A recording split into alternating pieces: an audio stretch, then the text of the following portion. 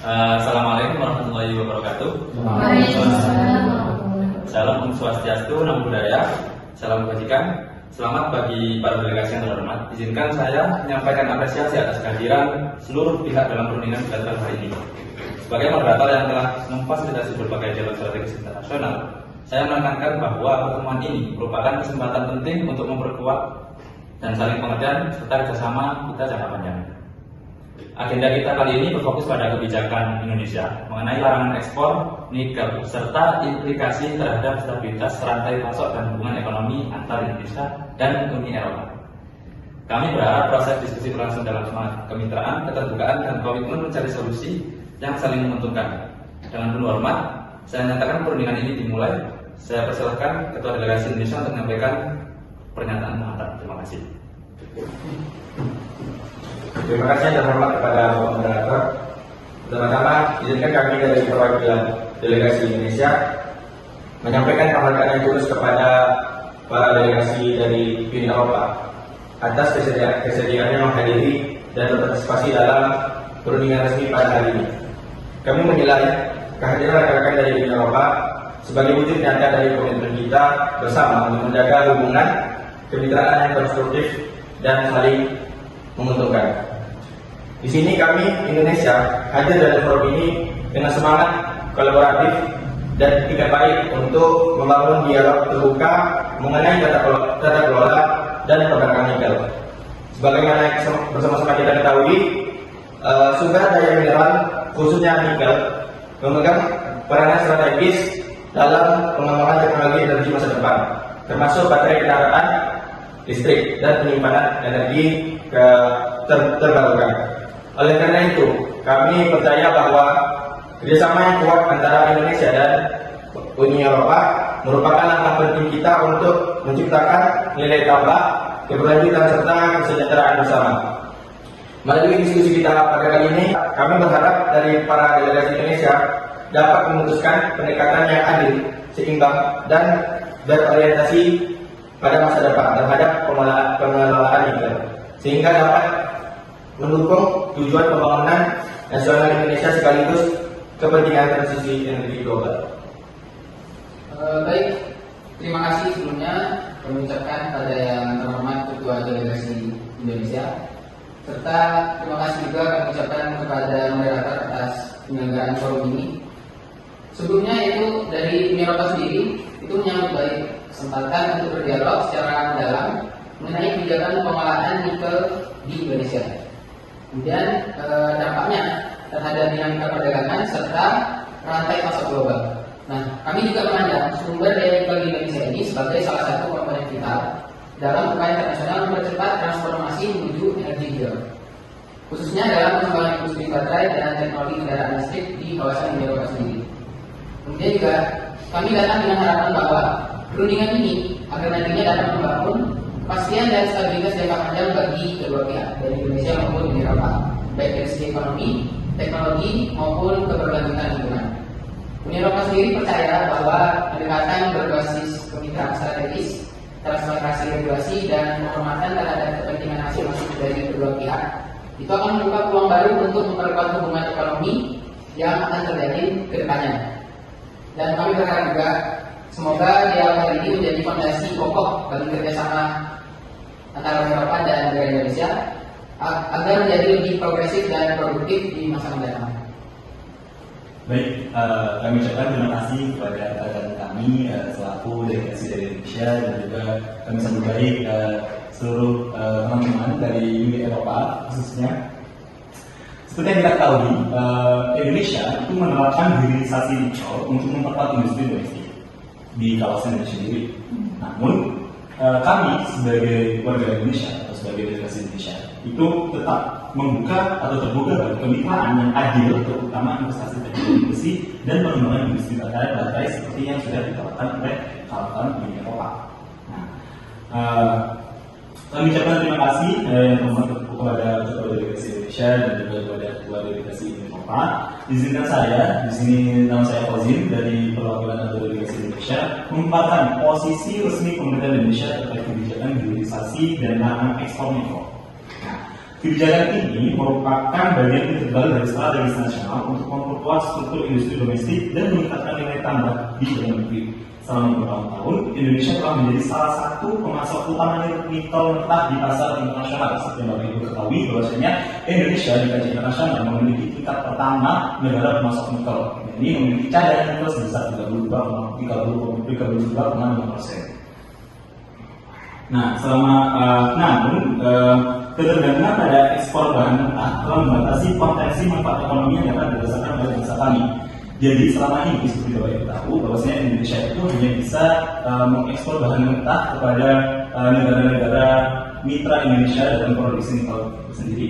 Nah, hal ini melalui kebijakan hilirisasi ini Indonesia berkomitmen untuk mengembangkan industri pengolahan dan pemurnian di dalam negeri. Dengan demikian, manfaat ekonomi tidak hanya berarti pada individual komunitas, namun berkembang menjadi industrialisasi yang mendorong penciptaan lapangan kerja, peningkatan kapasitas teknologi, dan kontribusi yang signifikan dari ketahanan ekonomi nasional. Meski begitu, kami menegaskan bahwa Indonesia tetap terbuka bagi Bapak Ibu sekalian untuk menjadi mitra kami sebagai konsumen nikel kita.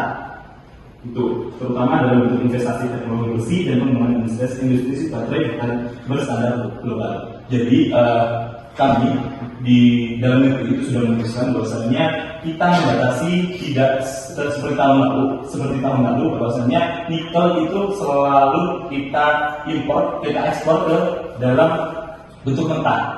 Namun kebijakan yang kita diskusikan bersama dengan pemerintah Indonesia itu kita membatasi dengan meninggalkan keuntungan atau kepentingan dari Indonesia sendiri, karena Indonesia kalau selalu mengekspor nikel secara mentah, nanti pasokan nikel di Indonesia itu akan lambat-lambat berkurang. Nah, kita juga ingin memperoleh manfaat di dalamnya dengan mengindustrialisasi nikel di Indonesia, yang mana itu kita akan mendapatkan benefit yang sangat banyak dan menghasilkan produk jadi dari nikel tersebut, bukan mentah. Seperti itu. Baik Bapak Ibu, terima kasih. Izin melanjutkan apa yang sudah disampaikan oleh delegasi dari Indonesia. Dalam konteks global saat ini, isu keberlanjutan menjadi aspek yang tidak dapat dipisahkan dari pengelolaan sumber daya alam.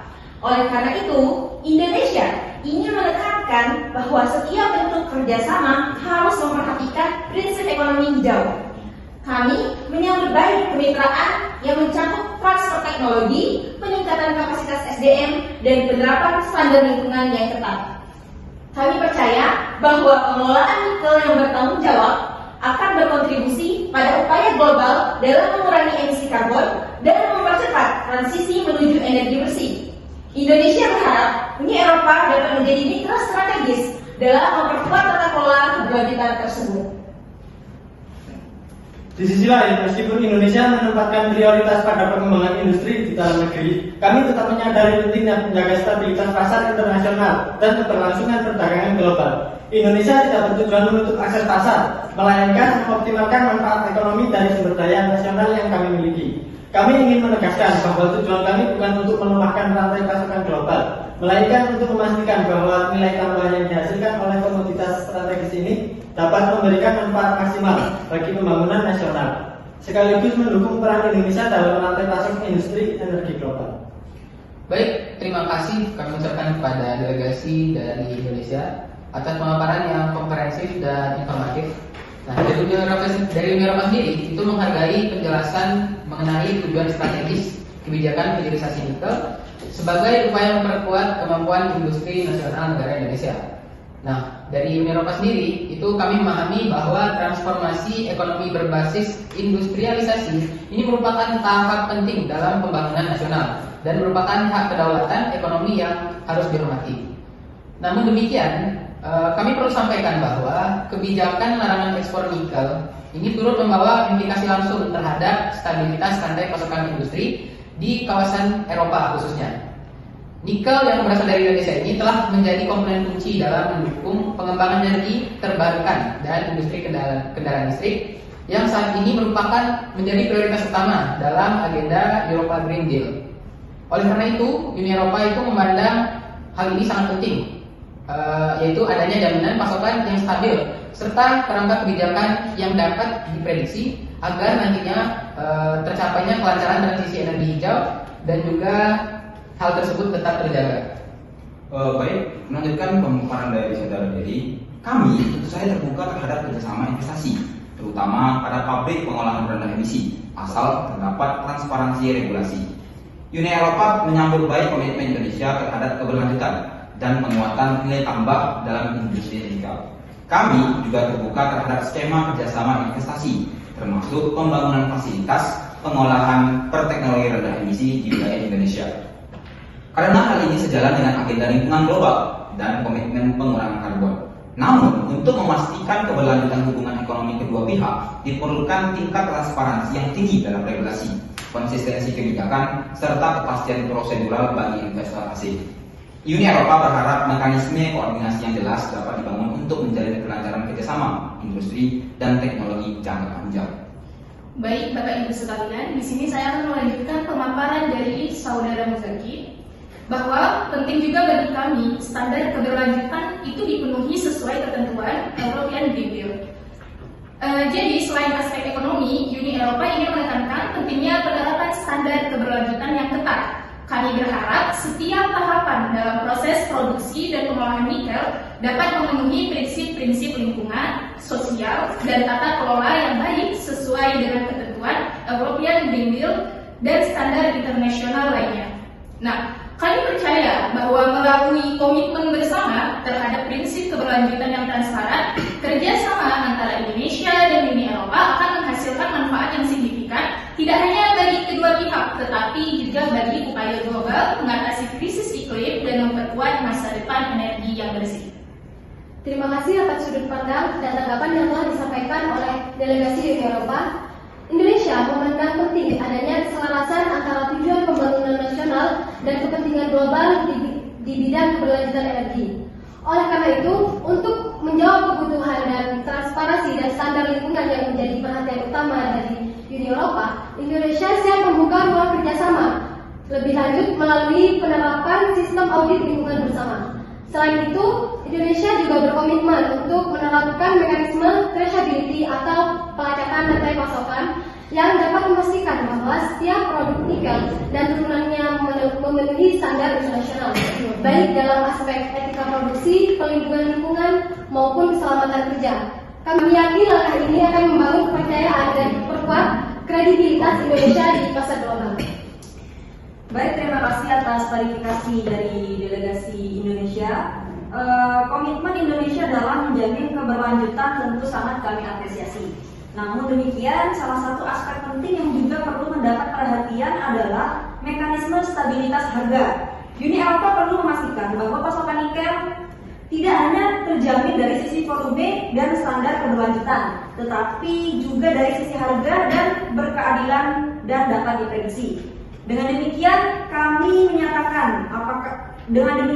menanyakan apakah Indonesia bersedia membahas penetapan formula harga yang lebih stabil untuk jangka menengah dan panjang sehingga industri di kawasan Eropa dapat mengatur strategi pengembangan teknologi secara lebih efektif dan terencana.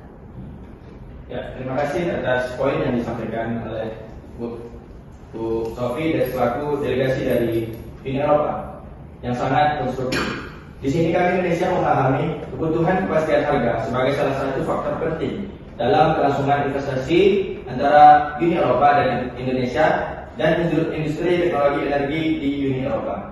Sehubungan dengan itu, Indonesia bersedia mempertimbangkan penyusunan formula harga berbasis indeks global dengan fleksibilitas tertentu yang memungkinkan adanya ruang negosiasi dalam menghadapi fluktuasi pasar. Kami percaya bahwa mekanisme harga transparan dan stabil akan mendukung pembangunan yang seimbang bagi kedua pihak tanpa mengabaikan dinamika pasar internasional. Baik, jika begitu, kami selaku delegasi Uni Eropa bisa mempertimbangkan kontrak jangka panjang dan penambahan investasi pada fasilitas smelter ramah lingkungan. Dan kami selaku delegasi Uni Eropa juga mengapresiasi kesiapan Indonesia untuk membahas formula harga yang terstandarisasi. Bila kesepakatan mengenai mekanisme harga serta komitmen keberlanjutan dapat dirumuskan secara konkret, Uni Eropa sendiri siap mempertimbangkan sejumlah langkah lanjut termasuk pembentukan kontrak jangka panjang yang menjamin kontinuitas pasokan nikel dan peningkatan investasi langsung pada fasilitas smelter berteknologi ramah lingkungan di Indonesia. Dan kami juga berharap negosiasi ini dapat menghasilkan landasan strategis yang memperkuat hubungan bilateral dan menciptakan model kerjasama yang dapat menjadi contoh bagi tata kelola sumber daya mineral global di masa depan. Baik, kami ucapkan terima kasih atas responsan konstruktif dari Bapak Ibu Delegasi Uni Eropa. Nah, berdasarkan dinamika yang sudah terbangun dalam diskusi pada hari ini ya Bapak Ibu, Indonesia ingin mengusulkan beberapa poin, yaitu 4 poin terkait kerangka kerjasama kita dalam hubungan ekspor nikel. Nah, poin tersebut yang pertama adalah pembentukan kontrak pasokan nikel jangka panjang dengan mekanisme harga yang terstandarisasi berdasarkan indeks global.